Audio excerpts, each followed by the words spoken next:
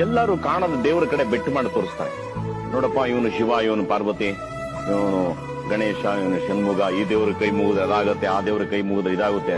ನನ್ನ ಪ್ರಕಾರ ಯಾರು ತಂದೆ ತಾಯಿಗಳಿಗೆ ಕಾಯ ವಾಚ ಮನಸ ಹೃದಯದಿಂದ ಪ್ರೀತಿ ಮಾಡಿ ಅವರ ಮಾತನ್ನ ಕೇಳಿ ತಲೆಬಾಗಿ ಅವರ ಆಶೀರ್ವಾದ ತಗೊಂಡಿರ್ತಾರೆ, ಎಲ್ಲಾ ದೇವರು ಅವ್ರ ಮುಂದೆ ಶರಣಾಗ್ತಾರೆ.